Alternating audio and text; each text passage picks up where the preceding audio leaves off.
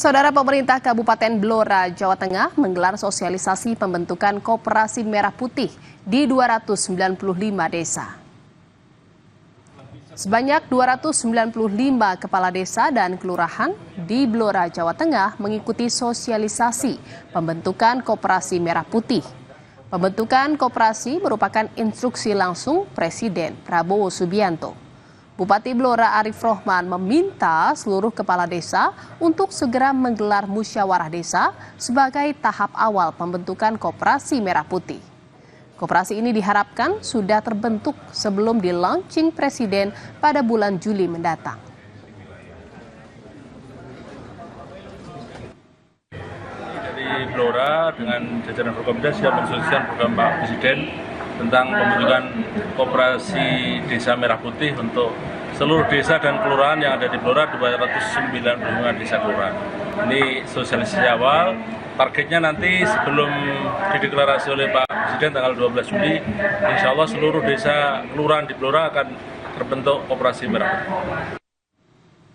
Saudara, Kementerian Ekonomi Kreatif menggelar program Mak-Mak Metik di Kota Makassar, Sulawesi Selatan. Kegiatan ini bagian dari program peningkatan industri ekonomi kreatif melalui subsektor konten digital. Program Mak-Mak Melek Teknologi ini berkolaborasi dengan salah satu e-commerce terbesar di tanah air.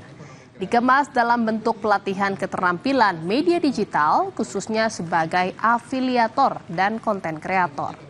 Menteri Ekonomi Kreatif Tengku Rifki Harsha dan Gubernur Sulawesi Selatan Andi Sudirman Sulaiman hadir dalam acara ini.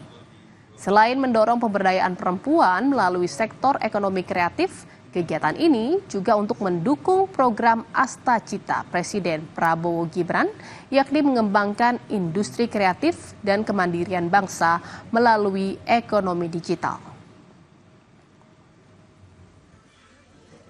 Kolaborasi adalah semangatnya adalah untuk mendukung para kaum perempuan untuk memberikan pelatihan ekstra, pelatihan bagaimana di zaman yang digital ini mereka bisa punya pendapatan tambahan. Ini kolaborasi antara Mak-Mak Metik dengan Creator Labs.